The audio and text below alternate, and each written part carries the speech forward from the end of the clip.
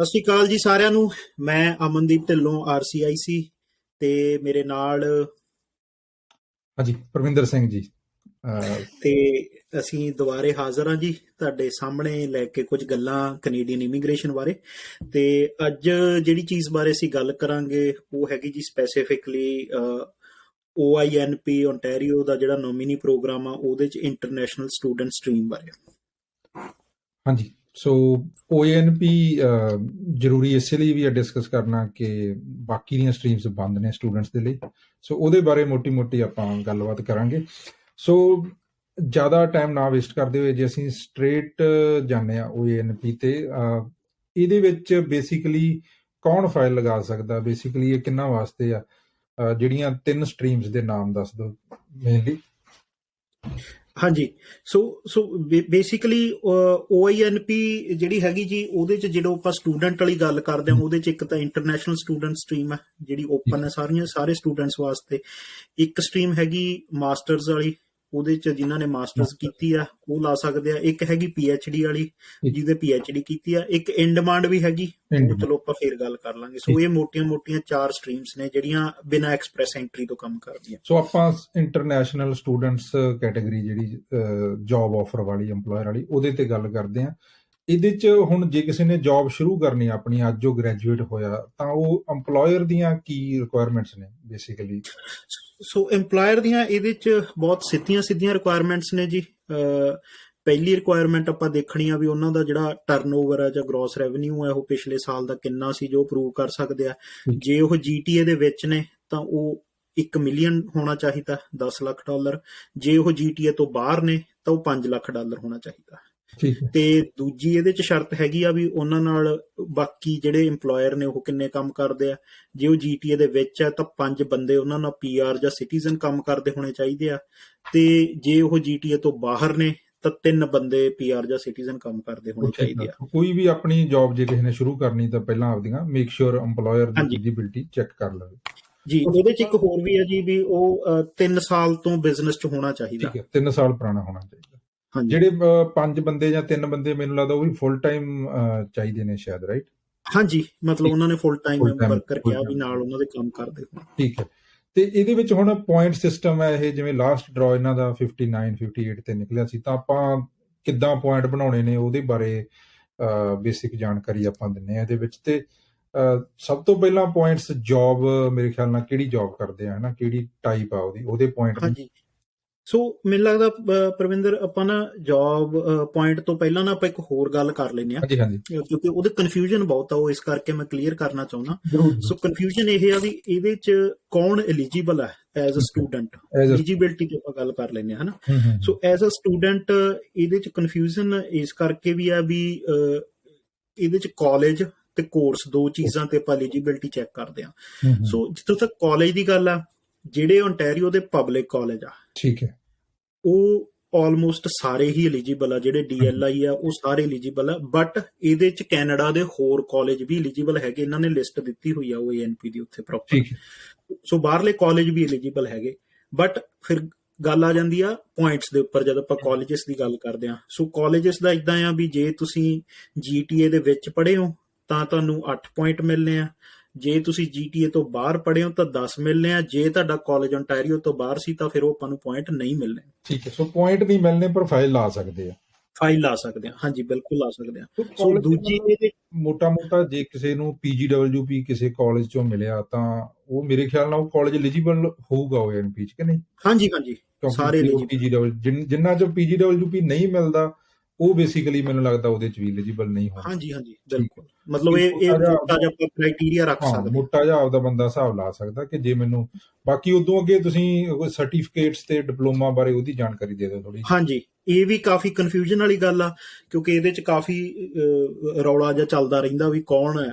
ਤਾਂ ਇਹਦੇ ਚ ਜਿਹੜੀ ਤਾਂ ਆਪਾਂ ਇੱਕ ਸਿੱਧੀ ਜੀ ਗੱਲ ਲੈ ਕੇ ਚੱਲੀਏ ਉਹ ਤਾਂ ਇਹ ਵੀ ਜੇ ਤੁਹਾਡੇ ਪ੍ਰੋਗਰਾਮ ਦੇ ਨਾਲ ਡਿਪਲੋਮਾ ਲਿਖਿਆ, ਤੁਸੀਂ 2 ਸਾਲ ਪੜ੍ਹੇ ਹੋ ਨਾਲ ਡਿਪਲੋਮਾ ਲਿਖਿਆ, ਤਾਂ ਤੁਸੀਂ ਐਲੀਜੀਬਲ ਹੋ। ਬਸ ਉਹਦੇ ਚ ਹੋਰ ਕੋਈ ਸ਼ਰਤ ਨਹੀਂ ਹੈਗੀ। ਡਿਪਲੋਮਾ ਲਿਖਿਆ ਹੋਇਆ ਨਾਲ 2 ਸਾਲ ਤੁਸੀਂ ਪੜ੍ਹੇ ਹੋ ਤਾਂ ਐਲੀਜੀਬਲ ਹੋ। ਹੁਣ ਜਿਹੜੀ ਕਨਫਿਊਜ਼ਨ ਆਉਂਦੀ ਆ ਉਹ ਆਉਂਦੀ ਆ ਜੀ ਸਰਟੀਫਿਕੇਟ ਦੇ ਉੱਪਰ ਜਾਂ 1 ਸਾਲ ਦੇ ਪ੍ਰੋਗਰਾਮ ਦੇ ਉੱਪਰ। ਸੋ ਜਦ ਪ੍ਰੋਗਰਾਮ ਤੁਹਾਡਾ ਜੇ 1 ਸਾਲ ਦਾ ਜਾਂ ਉਹਦੇ ਤੇ ਲਿਖਿਆ ਸਰਟੀਫਿਕੇਟ, ਸੋ ਉਹਦੇ ਚ ਕੀ ਹੈ ਕਿ ਇਹਨਾਂ ਨੇ ਐਲੀਜੀਬਿਲਟੀ ਦੀ ਕੰਡੀਸ਼ਨ ਰੱਖਤੀ ਵੀ ਉਸ ਪ੍ਰੋਗਰਾਮ ਦੇ ਵਿੱਚ ਐਡਮਿਸ਼ਨ ਲੈਣ ਦੀ ਸ਼ਰਤ ਕੀ ਆ। ਸੋ ਜੇ ਉਸ ਪ੍ਰੋਗਰਾਮ ਦੇ ਵਿੱਚ ਐਡਮਿਸ਼ਨ ਕੋਈ ਵੀ +2 ਵਾਲਾ ਲੈ ਸਕਦਾ, ਉਹ ਫਿਰ ਪ੍ਰੋਗਰਾਮ ਐਲੀਜੀਬਲ ਹੈ ਨਹੀਂ। ਉਸ ਪ੍ਰੋਗਰਾਮ ਦੀ ਐਲੀਜੀਬਿਲਟੀ ਹੈ ਜਿਹੜੀ, ਉਹ ਰਿਕੁਆਇਰਮੈਂਟ ਹੈ ਜਿਹੜੀ, ਉਹ ਡਿਗਰੀ ਹੋਣੀ ਚਾਹੀਦੀ ਆ। ਸੋ ਡਿਗਰੀ ਦੇ ਵਿੱਚ ਵੀ ਅੱਗੇ ਇਹਨਾਂ ਨੇ ਇੱਕ ਸ਼ਬਦ ਹੋਰ ਲਿਖਤਾ ਵੀ ਕਈ ਜਿਹੜੇ ਪ੍ਰੋਗਰਾਮ ਆ ਮੈਂ ਦੇਖਿਆ ਉਹਨਾਂ ਤੇ ਲਿਖਿਆ ਡਿਗਰੀ ਔਰ ਰੈਲੇਵੈਂਟ ਐਕਸਪੀਰੀਅੰਸ। ਜਿਹੜੇ ਡਿਗਰੀ ਔਰ ਰੈਲੇਵੈਂਟ ਐਕਸਪੀਰੀਅੰਸ ਲਿਖੇ ਵਾਲੇ ਪ੍ਰੋਗਰਾਮ ਆ ਉਹ ਵੀ ਇਹਦੇ ਚ ਐਲੀਜੀਬਲ ਹੈ ਨਹੀਂ। ਠੀਕ ਹੈ। So only thing is we degree ਆ। ਹਾਂ, ਜੇ ਡਿਗਰੀ ਤੁਹਾਡੇ ਪ੍ਰੋਗਰਾਮ ਦੀ ਪ੍ਰੀ ਰੈਕੁਇਜ਼ਿਟ ਹੈਗੀ ਆ, ਭਾਵੇਂ ਤੁਸੀਂ 1 ਸਾਲ ਦਾ ਸਰਟੀਫਿਕੇਟ ਕੀਤਾ, ਭਾਵੇਂ ਤੁਸੀਂ 2 ਸਾਲ ਦਾ ਸਰਟੀਫਿਕੇਟ ਕੀਤਾ, ਭਾਵੇਂ ਤੁਸੀਂ 1 ਸਾਲ ਦਾ ਐਡਵਾਂਸ ਡਿਪਲੋਮਾ ਕੀਤਾ, ਫਿਰ ਤੁਸੀਂ ਐਲੀਜੀਬਲ ਹੋ। ਕੁੱਲ ਮਿਲਾ ਕੇ ਜੇ ਕਿਸੇ ਨੇ +2 ਤੋਂ ਬਾਅਦ 1 ਸਾਲ ਦਾ ਕੋਈ ਬੇਕਿੰਗ ਦਾ ਜਾਂ ਕੋਈ ਵੈਲਡਿੰਗ ਟੈਕਨੀਕਸ ਦਾ, ਇਲੈਕਟ੍ਰੀਸ਼ੀਅਨ ਦਾ ਕੋਈ ਸਰਟੀਫਿਕੇਟ ਕੀਤਾ, ਪਰ 12th ਤੋਂ ਬਾਅਦ ਤਾਂ ਉਹ ਐਲੀਜੀਬਲ ਨਹੀਂ ਹੈਗੇ। ਹਾਂਜੀ, ਬਿਲਕੁਲ। ਜਿਹੜੇ ਆਪਣੇ ਕੋਈ supply chain management, project management, international business management, ਉਹਨਾਂ ਦੀ ਰਿਕੁਆਇਰਮੈਂਟ ਗ੍ਰੈਜੂਏਸ਼ਨ ਹੁੰਦੀ ਹੈ, ਬਿਲਕੁਲ, ਉਹ ਐਲੀਜੀਬਲ ਨੇ ਜਿਨ੍ਹਾਂ ਦੀ 1 ਸਾਲ ਦੀ ਆ ਗਈ ਹੈ ਨਾ। ਇੱਥੋਂ ਮੋਟਾ ਜਿਹਾ ਅੰਦਾਜ਼ਾ ਲਾ ਸਕਦੇ, ਕਿਉਂਕਿ ਮੋਸਟਲੀ ਸਟੂਡੈਂਟ ਆਪਣੇ ontario 'ਚ 1 ਸਾਲ ਦਾ ਡਿਪਲੋਮਾ ਬਿਜ਼ਨਸ ਮੈਨੇਜਮੈਂਟ ਜਾਂ ਇਦਾਂ ਦੇ ਕਰਦੇ ਨੇ। ਸੋ ਜਾਂ ਸਿੰਪਲ ਹੁੰਦਾ ਕਿ ਆਪਦੇ ਨਾਲ ਜਿਹੜੇ ਤੁਹਾਡੇ ਕਲਾਸ 'ਚ ਪੜ੍ਹੇ ਆ, ਜੇ ਤਾਂ 12th ਵਾਲੇ ਵੀ ਨਾਲ ਪੜ੍ਹਦੇ ਸੀ, ਇਹਦਾ ਮਤਲਬ ਉਹ ਡਿਪਲੋਮਾ 12th ਵਾਲਾ ਸੀ। ਕਿਉਂਕਿ ਕਈ ਵਾਰੀ ਸਟੂਡੈਂਟ ਕਹਿੰਦੇ ਨਹੀਂ ਮੈਂ ਪੋਸਟ, ਕਿਉਂਕਿ ਸਾਡੇ BC 'ਚ ਵੀ ਹੁੰਦਾ, ਮੈਂ ਪੋਸਟ ਗ੍ਰੈਜੂਏਟ ਪੜ੍ਹਾਈ ਕੀਤੀ ਆ। ਮੈਂ ਕਿਹਾ ਵੀ ਤੁਹਾਡੇ ਨਾਲ ਇੰਡੀਆ 'ਚੋਂ 12th ਵਾਲੇ ਵੀ ਸੀਗੇ? ਉਹ ਕਹਿੰਦੇ ਹਾਂਜੀ। ਮੈਂ ਕਿਹਾ ਫਿਰ ਉਹ ਪੋਸਟ ਸੈਕੰਡਰੀ ਡਿਪਲੋਮਾ ਸੀਗਾ, ਉਹ ਗ੍ਰੈਜੂਏਟ ਨਹੀਂ ਹੈ ਨਾ। ਬਸ ਇਹ ਸਭ ਤੋਂ ਕਹਿ ਲਓ ਵੀ ਇਹਦਾ ਵਧੀਆ ਮਾਰਕਰ ਹੈ ਚੈੱਕ ਕਰਨ ਵਾਲਾ, ਵੀ ਆਪਣੇ ਨਾਲ ਵਾਲੇ ਦੇਖ ਲਓ, ਜੇ ਤੁਹਾਡੇ ਨਾਲ ਕੋਈ 12th ਵਾਲਾ ਸੀਟ ਤੇ ਬੈਠਾ ਸੀ, ਫਿਰ 1 ਸਾਲ ਦੇ ਪ੍ਰੋਗਰਾਮ ਚ ਐਲੀਜੀਬਿਲਟੀ ਨਹੀਂ ਬਣਦੀ। ਠੀਕ ਹੈ।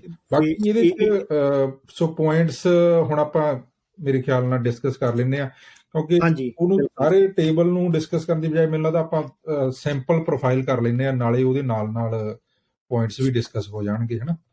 ਬਿਲਕੁਲ। ਸੋ ਜਿਵੇਂ ਹੁਣ ਆਪਣਾ ਸਿੰਪਲ ਆਪਾਂ ਲੈ ਲਈਏ ਕਿ ਕੋਈ ਇੰਡੀਆ ਤੋਂ ਆਪਣਾ 12th ਤੋਂ ਸਟੂਡੈਂਟ ਆਇਆ ਕਰਕੇ ਤੇ ਉਹਨੇ 2 ਸਾਲ ਦਾ ਡਿਪਲੋਮਾ ਕਰ ਲਿਆ, ਮੋਸਟਲੀ 2 ਸਾਲ ਦਾ ਡਿਪਲੋਮਾ ਕਰਦੇ ਨੇ ਜੀ।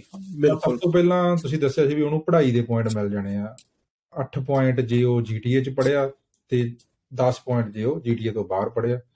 ਤੇ GTA ਤੋਂ ਬਾਹਰ ਦਾ ਮੈਨੂੰ ਲੱਗਦਾ ਮੋਸਟਲੀ ਆਪਣੇ ਪਤਾ ਹੀ ਹੈ, ਪਰ ਫਿਰ ਵੀ ਇੱਕ ਵਾਰ ਦੱਸ ਦਿਓ। ਇਹਦਾ ਮਤਲਬ ਇੱਥੇ ਤਾਂ ਵੈਸੇ ਸੌਖਾ ਜਿਹਾ ਹਿਸਾਬ ਹੀ ਆ। ਵੈਨਕੂਵਰ ਵਾਲਾ ਥੋੜਾ ਜਿਹਾ ਮੈਨੂੰ ਲੱਗਦਾ ਜ਼ਿਆਦਾ, ਉਹ ਲੋਅਰ ਮੈਨਲੈਂਡ ਵਾਲਾ ਕਨਫਿਊਜ਼ਿੰਗ ਹੋ ਜਾਂਦਾ। ਇੱਥੇ ਤਾਂ ਸਿੱਧਾ ਇਹ ਆ ਵੀ ਟੋਰਾਂਟੋ ਜਿਹੜਾ ਸ਼ਹਿਰ ਆ ਤੇ ਉਹਦੇ ਜਿਹੜੇ ਸਵਰਬ ਨੇ, ਜਿਨ੍ਹਾਂ ਦੇ ਵਿੱਚ ਸਕਾਰਬਰੋ ਆ ਗਿਆ, ਵੌਨ ਆ ਗਿਆ, ਯਾਰਕ ਆ ਗਿਆ, ਤੇ ਜਿਹੜਾ ਪੀਲ ਰੀਜਨ ਆ ਸਾਰਾ, ਪੀਲ ਰੀਜਨ ਦੇ ਵਿੱਚ ਮਿਸੀਸਾਗਾ ਆ ਗਿਆ, ਬਰੈਂਪਟਨ ਆ ਗਿਆ, ਤੇ ਆਪਣਾ ਕੈਲੇਡਨ ਆ ਗਿਆ। ਸੋ ਇਹ ਸਾਰਾ GTA ਮੰਨਿਆ ਜਾਂਦਾ ਜੀ। ਇਹ ਤੋਂ ਬਾਹਰ ਜਿਹੜਾ ਵੀ ਕੋਈ ਹੈਗਾ ਉਹ ਆਊਟਸਾਈਡ GTA ਮੰਨਿਆ ਜਾਂਦਾ। ਠੀਕ ਹੈ।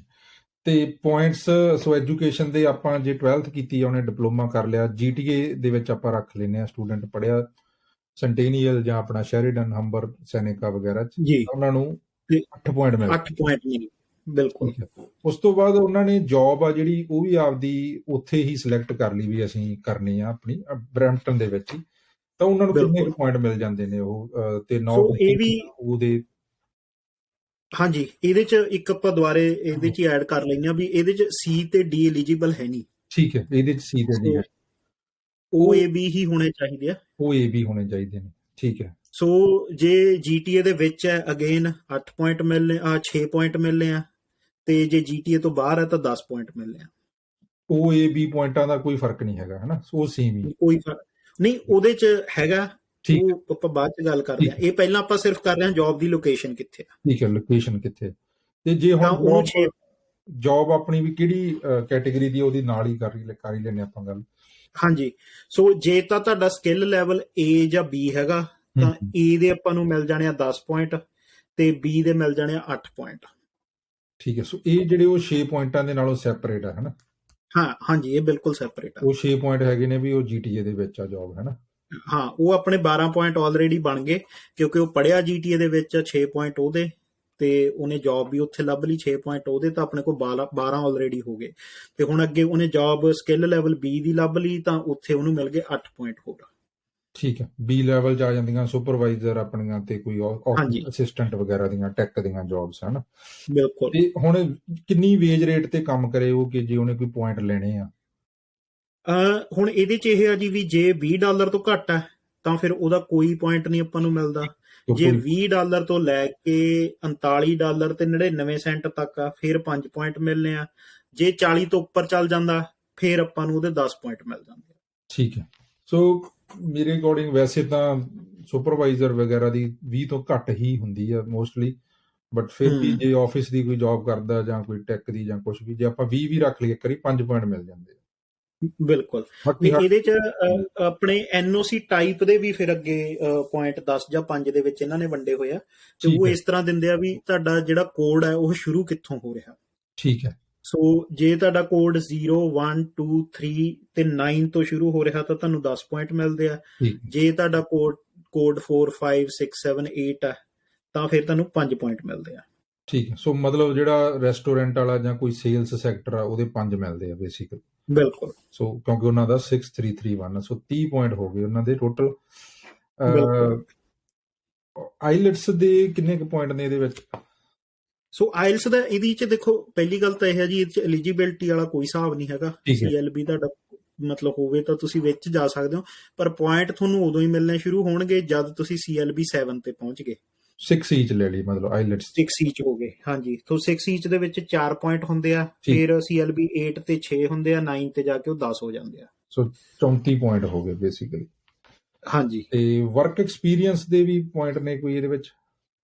ਐਕਸਪੀਰੀਅੰਸ ਦੇ ਹੈਗੇ ਜੀ, ਪਰ ਬਹੁਤ ਥੋੜੇ ਨੇ। ਐਕਸਪੀਰੀਅੰਸ ਦੇ ਓਨਲੀ 4 ਹੀ ਪੁਆਇੰਟ ਆ ਜੇ ਕਿਸੇ ਦਾ 1 ਸਾਲ ਦਾ ਹੈਗਾ। ਤੇ ਜੇ ਕਿਸੇ ਦਾ 2 ਸਾਲ ਦਾ 5 ਸਾਲ ਦਾ? ਨਹੀਂ, ਉਹਦੇ ਚ ਵੀ ਇਹ ਐਕਸਪੀਰੀਅੰਸ ਦੇ ਕਿਉਂਕਿ ਸਕਿੱਲ ਲੈਵਲ ਸਿਰਫ A ਵਾਲਿਆਂ ਨੂੰ ਹੀ ਪੁਆਇੰਟ ਦਿੰਦੇ ਆ, BC ਵਾਲਿਆਂ ਨੂੰ ਦਿੰਦੇ, B ਵਾਲਿਆਂ ਨੂੰ ਵੀ ਨਹੀਂ ਦਿੰਦੇ। ਓਕੇ। ਸੋ ਜੇ ਮੈਂ ਕਿਸੇ ਨੇ B ਤੇ ਜਿਵੇਂ 1 ਸਾਲ ਦਾ ਐਕਸਪੀਰੀਅੰਸ ਹੈਗਾ ਸੋ ਉਹਨੂੰ ਪੁਆਇੰਟ ਨਹੀਂ ਮਿਲਦੇਗੇ? ਨਹੀਂ। ਠੀਕ ਹੈ। ਸੋ ਜੇ A ਜਾਂ O ਆ 1 ਸਾਲ ਦਾ ਐਕਸਪੀਰੀਅੰਸ ਆ ਫੇਰ ਹੀ ਮਿਲਦੇ ਆ ਉਹ 4 ਪੁਆਇੰਟ ਵੀ? 3 ਪੁਆਇੰਟ ਇਹਨਾਂ ਨੇ ਦੇ ਦੇਣੇ ਆ, ਬਸ ਓਨਾ ਹੀ ਕੰਮ ਹੈ ਇਹਨਾਂ ਦਾ। ਠੀਕ ਹੈ। ਸੋ ਇਹਦੇ 'ਚ ਹੁਣ ਮਤਲਬ ਆਪਣੇ ਰੈਸਟੋਰੈਂਟ ਵਾਲੇ ਸੁਪਰਵਾਈਜ਼ਰ ਨੂੰ ਮਿਲਣਗੇ ਜਾਂ ਨਹੀਂ ਜੇ 1 ਸਾਲ ਉਹ ਕਰ ਲੈਂਦਾ ਉਹ? ਕਿਉਂਕਿ ਨਹੀਂ, ਉਹ B ਜੌਬ ਆ ਉਹਨੂੰ ਨਹੀਂ ਮਿਲਣਗੇ, ਉਹਨੂੰ ਕੋਈ ਐਕਸਟਰਾ ਫਾਇਦਾ ਨਹੀਂ 1 ਸਾਲ ਕਰਨ ਦਾ। ਸੋ ਉਹ ਜੇ ਅੱਜ ਪੜ੍ਹ ਕੇ ਲਾ ਦਿੰਦਾ ਜੌਬ ਆਫਰ ਲੈ ਕੇ ਤਾਂ ਵੀ ਉਨਾ ਹੀ ਪੁਆਇੰਟ ਆ, ਜੇ ਉਹ ਸਾਲ ਬਾਅਦ ਲਾਉਂਦਾ ਤਾਂ ਵੀ ਉਨਾ ਹੀ ਪੁਆਇੰਟ ਆ। ਸੋ ਆਪਾਂ ਬੇਸਿਕਲੀ 34 ਪੁਆਇੰਟਾਂ ਤੇ ਬੈਠਾ ਹਜੇ ਸਟੂਡੈਂਟ। ਹੋਰ ਕਾਹਦੇ ਮਿਲਦੇ ਆ? ਮੇਬੀ ਕੁਝ ਮਿਸਿੰਗ ਹੋਵੇ। ਹੁਣ ਇਹਦੇ 'ਚ ਇਹ ਆ ਜੀ ਵੀ ਇੱਕ ਆਪਾਂ ਹੁਣ ਦੁਬਾਰੇ ਫੇਰ ਆਉਂਦੇ ਆ ਵੀ ਹਾਈਐਸਟ ਲੈਵਲ ਆਫ ਐਜੂਕੇਸ਼ਨ ਕੀ ਹੈ ਉਹਦਾ। ਠੀਕ ਹੈ। ਸੋ ਹਾਈਐਸਟ ਲੈਵਲ ਆਫ ਐਜੂਕੇਸ਼ਨ ਦੇ ਵਿੱਚ ਆਪਾਂ ਇਹ ਦੇਖਣਾ ਵੀ ਜੇ ਉਹਨੇ ਇੰਡੀਆ ਤੋਂ ਵੀ ਕੁਝ ਪੜ੍ਹਿਆ ਹੋਇਆ, ਜੇ ਉਹਦੀ WS ਕਰਾਈ ਆ ਉਹ ਵੀ ਹੋ ਸਕਦਾ। ਜੇ ਉਹ +2 ਤੋਂ ਬਾਅਦ ਆਇਆ ਜਿਵੇਂ ਆਪਾਂ ਗੱਲ ਕਰ ਰਹੇ ਹਾਂ ਤਾਂ ਓਬਵੀਅਸਲੀ ਉਹਦਾ ਡਿਪਲੋਮਾ ਹੀ ਹਾਈਐਸਟ ਹੋਊਗਾ। ਸੋ ਇਹ ਡਿਪਲੋਮੇ ਦੇ 5 ਪੁਆਇੰਟ ਆ ਜੀ, ਬੈਚਲਰ ਦੇ ਆਪਣੇ 6 ਪੁਆਇੰਟ ਆ, ਮਾਸਟਰਸ ਦੇ 8 ਆ ਤੇ PhD ਦੇ 10 ਨੇ। ਸੋ ਉਹਨੂੰ ਇਹਦੇ 'ਚੋਂ 5 ਪੁਆਇੰਟ ਮਿਲ ਜਾਣੇ। ਠੀਕ ਹੈ। ਸੋ 39 ਹੋ ਗਏ। ਹਾਂਜੀ। ਹੋਰ ਪੁਆਇੰਟ ਕਿਸੇ ਚੀਜ਼ ਦੇ ਆਪਣੇ? ਹੋਰ ਇਹਦੇ 'ਚ ਹੈਗਾ ਜੀ ਫੀਲਡ ਆਫ ਸਟੱਡੀ ਦੇ ਪੁਆਇੰਟ, ਵੀ ਤੁਸੀਂ ਕਿਹੜੇ ਫੀਲਡ ਦੇ ਵਿੱਚ ਪੜ੍ਹੇ ਹੋ। ਸੋ ਜੇ ਤੁਸੀਂ ਇੰਜੀਨੀਅਰਿੰਗ ਜਾਂ ਮੈਡੀਕਲ ਦਾ, ਹੈਲਥ ਦਾ ਤੁਹਾਡਾ ਫੀਲਡ ਸੀ ਤਾਂ ਤੁਹਾਨੂੰ 10-10 ਪੁਆਇੰਟ ਮਿਲਨੇ ਆ। ਫਿਰ ਉਹ ਤੋਂ ਬਾਅਦ ਉਹ ਘਟਦੇ ਜਾਂਦੇ ਆ। ਮੈਥ ਤੇ ਕੰਪਿਊਟਰ ਸਾਇੰਸ ਦੇ 9 ਆ, ਬਿਜ਼ਨਸ ਦੇ 7 ਆ, ਟ੍ਰੇਡ ਦੇ 7 ਆ, ਸੋਸ਼ਲ ਲੀਗਲ ਐਜੂਕੇਸ਼ਨ ਦੇ 6 ਆ ਤੇ ਆਰਟਸ ਤੇ ਹਿਊਮੈਨਿਟੀਜ਼ ਦੇ 5 ਆ। ਠੀਕ ਹੈ। ਸੋ ਜੇ ਆਪਾਂ 5 ਵੀ ਰੱਖੀਏ ਤਾਂ 44 ਬਣ ਜਾਂਦੇ ਆ। ਹਾਂਜੀ। ਹੁਣ ਇਹਦੇ 'ਚ ਅੱਗੇ ਹੈਗਾ ਵੀ ਜੇ ਤੁਸੀਂ ਸਿਰਫ ਇੱਕੋ ਹੀ ਕੈਨੇਡਾ 'ਚ ਆ ਕੇ ਇੱਕੋ ਹੀ ਕੋਰਸ ਕੀਤਾ, ਇੱਕ ਕੈਨੇਡੀਅਨ ਕ੍ਰੈਡੈਂਸ਼ੀਅਲ ਆ ਤਾਂ ਤੁਹਾਨੂੰ 5 ਪੁਆਇੰਟ ਮਿਲਨੇ ਆ। ਜੇ ਤੁਸੀਂ ਦੋ ਕ੍ਰੈਡੈਂਸ਼ੀਅਲ ਕਰ ਲਏ ਤਾਂ ਤੁਹਾਨੂੰ 10 ਪੁਆਇੰਟ ਮਿਲ ਜਾਣੇ ਆ। ਠੀਕ ਹੈ। ਸੋ ਜਿਨ੍ਹਾਂ ਨੇ ਫਿਰ 1-1 ਸਾਲ ਦੇ 2 ਡਿਪਲੋਮੇ ਕੀਤੇ ਫਿਰ ਉਹਨਾਂ ਨੂੰ ਐਡਵਾਂਟੇਜ ਹੋ ਜਾਂਦੀ ਫਿਰ ਇਹਦੇ ਵਿੱਚ?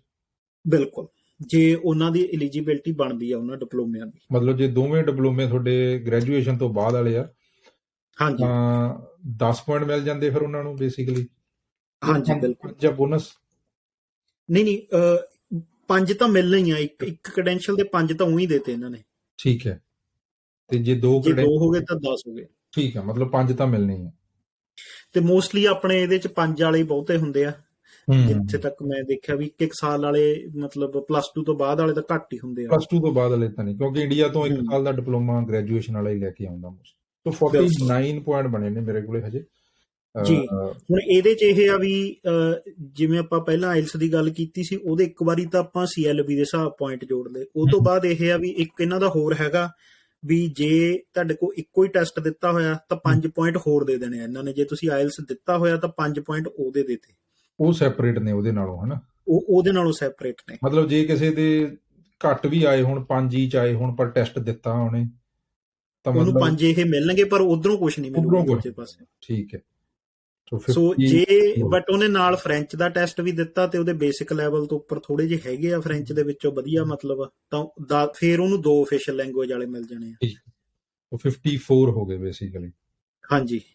ਸੋ ਹੁਣ ਇਹਦੇ ਚ ਮਤਲਬ ਇਹ ਇੱਕ ਜਰਨਲ ਜੀ ਆਪਣੀ ਪ੍ਰੋਫਾਈਲ ਬਣ ਗਈ, ਤੇ ਇਹਦੇ ਚ ਮੈਨੂੰ ਲੱਗਦਾ ਵੀ ਆਪਾਂ ਸਾਰੇ ਡਰਾਅ ਵੀ 58 ਤੇ ਹੀ ਆਇਆ ਸੀ, ਨੇੜੇ ਤੇੜੇ ਜਿਹੀ ਆਇਆ ਸੀਗਾ। ਹਾਂ 59 ਤੇ ਆਇਆ ਸੀ। ਸੋ ਇਹ ਮਤਲਬ ਜਰਨਲ ਜੇ ਇੰਨੇ ਪੁਆਇੰਟ ਬਣ ਜਾਂਦੇ ਆ ਇੱਕ ਬੰਦੇ ਦੇ, ਕਿਉਂਕਿ ਕਿਸੇ ਦੇ 8 ਬੈਂਡ ਆ ਸਕਦੇ ਆ, ਕਿਸੇ ਕੋਲੇ 2 ਪੜ੍ਹਾਈਆਂ ਕੀਤੀਆਂ, ਕਿਸੇ ਦਾ ਨੌਕ ਕੋਡ ਹੋਰ ਆ, ਕਿਸੇ ਦੀ ਏਜ ਹੋਰ ਆ।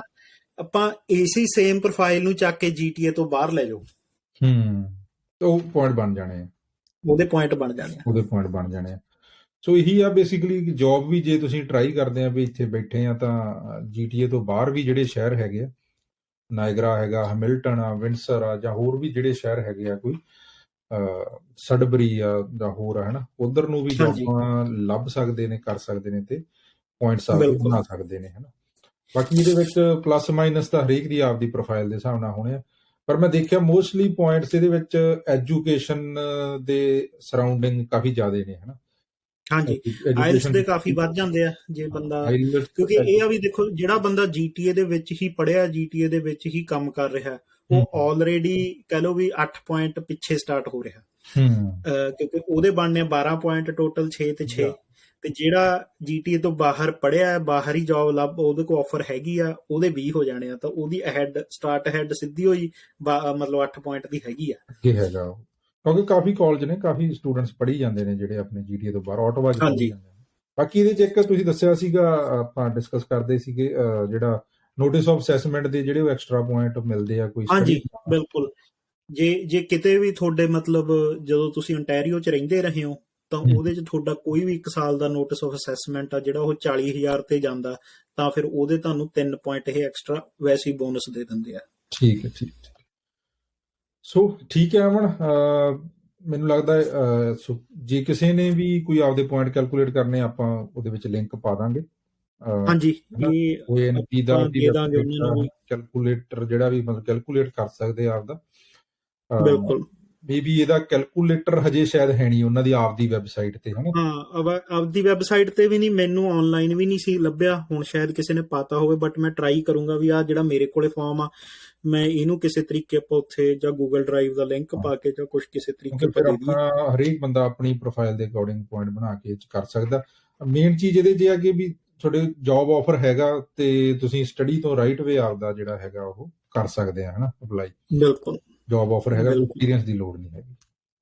ਹਾਂਜੀ, ਨਹੀਂ ਇਹ ਵਧੀਆ ਸਟਰੀਮ ਹੈ ਜੀ। ਜੇ ਹੁਣ ਆਪਣਾ ਜਿਵੇਂ CEC ਦੁਆਲੇ ਜਿਹੜੀ ਅਨਪ੍ਰੈਡਿਕਟੇਬਿਲਿਟੀ ਬਣੀ ਹੋਈ ਆ, ਤੇ ਬਟ ਇਹਦੇ 'ਚ ਇਹ ਗੱਲ ਜ਼ਰੂਰ ਆਪਾਂ ਨੂੰ ਧਿਆਨ ਰੱਖਣੀ ਪਊਗੀ ਵੀ ਜਿਵੇਂ ਮੈਂ ਦੱਸਦਾ ਸੀ ਵੀ ਜਦੋਂ ਇਹ ਮਈ 'ਚ ਸ਼ੁਰੂ ਹੋਇਆ ਤਾਂ ਪਹਿਲਾ ਡਰਾ 77 ਪੁਆਇੰਟ ਸੀ, ਤੇ ਜਿਵੇਂ ਹੁਣ ਇਹਦੇ ਆਲੇ ਦੁਆਲੇ ਇੰਟਰਸਟ ਬਣਦਾ ਜਾ ਰਿਹਾ ਤਾਂ 59 ਸੋਚ ਕੇ ਨਾ ਚੱਲਿਓ, ਇਹ ਅੱਗੇ ਵੱਧ ਸਕਦਾ। ਸੋ ਇਹਦੇ 'ਚ ਇਹੀ ਆ ਵੀ ਆਇਲਸ ਜ਼ੋਰ ਲਾ ਕੇ ਕਰੋ, ਥੋੜੇ ਜਿਹੇ ਵਧਾ ਲਓ, ਕਿਉਂਕਿ ਉਹ ਆਪਣੇ ਹੱਥ 'ਚ ਆ ਚੀਜ਼। ਮੈਨੂੰ ਲੱਗਦਾ ਦੂਜੀ ਦੱਸਣੀ ਬਣਦੀ ਕਿ ਵੀ ਇਹਦੇ 'ਚ ਇੱਕ 600 ਪੁਆਇੰਟ ਨਹੀਂ ਮਿਲਣਗੇ ਤੁਹਾਨੂੰ। ਹਾਂਜੀ, ਇਹ ਨਾਨ ਐਕਸਪ੍ਰੈਸ ਐਂਟਰੀ ਸਟਰੀਮ ਹੈ, ਤੇ ਤੁਹਾਡੀ ਜਦੋਂ ਅਪਰੂਵ ਹੋ ਜਾਂਦੀ ਹੈ ਇਹ 18 ਮਹੀਨੇ ਉਸ ਤੋਂ ਬਾਅਦ ਜਿਹੜਾ ਪ੍ਰੋਸੈਸਿੰਗ ਟਾਈਮ, ਬਟ ਜਿਹੜਾ ਆਪਣਾ ਬੇਸਿਕਲੀ ਤੁਸੀਂ ਜੇ ਸਾਲ ਕੰਮ ਵੀ ਕਰੋਗੇ ਤਾਂ ਉਹ ਵੀ ਸਾਲ ਤੁਹਾਡਾ ਲੱਗਣਾ ਹੀ ਸੀਗਾ ਐਕਸਪੀਰੀਅੰਸ ਤੇ। ਜੇ ਤੁਹਾਡੀ ਅੱਜ ਹੀ PNP ਅਪਰੂਵ ਹੋ ਜਾਂਦੀ 2 ਮਹੀਨਿਆਂ 'ਚ, ਉਦੋਂ ਬਾਅਦ ਉਹ ਟਾਈਮ ਲੱਗੀ ਜਾਊਗਾ, ਬਟ ਐਟਲੀਸਟ ਤੁਸੀਂ PR ਹੋ ਜਾਓਗੇ, ਹਨਾ। ਐਕਸਪ੍ਰੈਸ ਵੀ ਆਪਾਂ ਨੂੰ ਸਾਲ ਪਹਿਲਾਂ ਮੂਹਰੇ ਕੰਮ ਕਰਨਾ ਪੈਂਦਾ, ਫਿਰ ਆਪਾਂ ਨੂੰ 6 ਮਹੀਨੇ ਪ੍ਰੋਸੈਸਿੰਗ ਟਾਈਮ ਦੇ ਲੱਗਦੇ ਨੇ, ਜੇ ਪੁਆਇੰਟ ਬਣਦੇ ਨੇ। ਉਹਦੇ 'ਚ ਵੀ ਦੇਖੋ ਹੁਣ ਇਹ ਆ ਵੀ ਮਤਲਬ ਉਹ ਆਪ ਹੀ 15 ਤੋਂ 18 ਮਹੀਨੇ ਤਾਂ ਕਹਿੰਦੇ ਆ, ਤੇ ਬਾਕੀ ਇਹ ਆ ਵੀ ਮਾੜਾ ਮੋਟਾ ਛੇਤੀ ਵੀ ਕਈ ਵਾਰੀ ਚਲੋ ਹੋ ਜਾਂਦਾ। ਮੇਰੇ ਕੋਲੇ 13 ਮਹੀਨਿਆਂ 'ਚ ਵੀ ਹੋਈ, ਤੇ ਇੱਕ ਹੁਣ 30 ਮਹੀਨੇ ਹੋ ਗਏ, ਉਹਦੇ 'ਚ ਚੱਲਦੀ ਰਹਿੰਦੀ ਹੈ। ਹਾਂਜੀ। ਸੋ ਇਹ ਅਸਲ 'ਚ ਪ੍ਰਵਿੰਦਰ, ਇਹ ਨਾ ਪੋਪੂਲਰ ਨਾ ਹੋਣ ਦਾ ਇਹ ਸਟਰੀਮ ਦਾ ਕਾਰਨ, ਜਿਵੇਂ 1 ਸਾਲ ਤੋਂ ਇਸ ਫਾਰਮ 'ਚ ਚੱਲ ਰਹੀ ਆ ਪੁਆਇੰਟਾਂ ਵਾਲੀ 'ਚ, ਇਹੋ ਹੀ ਆ ਵੀ ਹਰੇਕ ਨੂੰ ਇਹ ਲੱਗਦਾ ਵੀ ਪਤਾ ਨਹੀਂ ਕਦੋਂ ਜਾ ਕੇ PR ਹੋਵਾਂਗੇ। ਤੇ ਬਟ ਇਹਦੇ 'ਚ ਇੱਕ ਹੋਰ ਵਧੀਆ ਗੱਲ ਆ ਜਿਹੜੀ ਜ਼ਰੂਰ ਆਪਾਂ ਇੱਥੇ ਮੈਂਸ਼ਨ ਕਰਾਂਗੇ, ਵੀ ਇਹਦੇ 'ਚ ਐਕਸਪ੍ਰੈਸ਼ਨ ਆਫ ਇੰਟਰਸਟ ਜਿਹੜਾ ਹੈਗਾ PNP ਪੋਰਟਲ ਆ OINP ਦਾ, ਉਹਦੇ ਵਿੱਚ ਫਾਈਲ ਪਾਉਣ ਦਾ ਉਹ ਕੋਈ ਫੀਸ ਨਹੀਂ ਲੈਂਦੇ। ਕੋਈ ਫੀਸ ਨਹੀਂ ਹੈਗੀ, ਪਾ ਕੇ ਰੱਖ ਦੋ। ਸੋ ਤੁਸੀਂ ਪੂਲ 'ਚ ਪਾ ਕੇ ਰੱਖ ਦੋ, ਜਦੋਂ ਜੇ ਆ ਗਿਆ ਤੁਸੀਂ ਲੈਣੀ ਆ ਤਾਂ ਉੱਥੇ ਉਹਨਾਂ ਨੂੰ $1500 ਦੇ ਦਿਓ, ਨਹੀਂ ਤਾਂ ਉਹ ਆਪੇ ਐਕਸਪਾਇਰ ਹੋ ਜਾਣੀ ਹੈ। ਸਾਈਨ ਕਰ ਦੋ ਉਹਨੂੰ, ਆਪਦਾ ਐਕਸਪਾਇਰ ਹੋ ਜੂ। ਬਿਲਕੁਲ ਠੀਕ ਹੈ। ਚਲੋ ਅੱਜ ਦੇ ਲਈ ਆਪਣਾ, ਮੈਨੂੰ ਲੱਗਦਾ ਇਹ ਟੌਪਿਕ ਮੇਨ ਸੀਗਾ, ਕਿਉਂਕਿ ਚੱਲ ਰਹੀ ਆ ONP ਦੇ ਅਰਾਊਂਡ ਕਾਫੀ ਗੱਲਬਾਤ ਸੋਸ਼ਲ ਮੀਡੀਆ ਤੇ ਵੀ। ਤੇ ਆਉਣ ਵਾਲੇ ਦਿਨਾਂ 'ਚ ਆਪਾਂ ਨੈਕਸਟ ਐਪੀਸੋਡ ਮੇਬੀ BCPNP ਦੀ ਕਿਸੇ ਸਟਰੀਮ ਤੇ ਰੱਖ ਲਾਂਗੇ ਜਾਂ ਕਿਸੇ ਹੋਰ। ਹਾਂਜੀ, ਨਹੀਂ BCPNP ਬਾਰੇ ਕਾਫੀ, ਕਿਉਂਕਿ ਇੱਕ ਤਾਂ ਉਹਨਾਂ ਨੇ ਸਟਰੀਮਾਂ ਕਾਫੀ ਕਰ ਰੱਖੀਆਂ, ਤਾਂ ਉਹਦੇ ਬਾਰੇ ਬਹੁਤ ਕੁਐਸਚਨ ਵੀ ਹੁੰਦੇ ਨੇ, ਬਹੁਤ ਕਨਫਿਊਜ਼ਨਸ ਵੀ ਹੁੰਦੀਆਂ। ਸੋ ਆਪਾਂ BCPNP ਦੀ ਕਿਸੇ ਇੱਕ ਸਟਰੀਮ ਦੇ ਉੱਪਰ ਜ਼ਰੂਰ ਕਰਾਂਗੇ। ਠੀਕ ਹੈ, ਓਕੇ ਜੀ, ਸਤਿ ਸ਼੍ਰੀ ਅਕਾਲ ਜੀ। ਠੀਕ ਹੈ ਜੀ, ਸਤਿ ਸ਼੍ਰੀ ਅਕਾਲ ਜੀ ਸਾਰਿਆਂ ਨੂੰ। ਸਤਿ ਸ਼੍ਰੀ ਅਕਾਲ।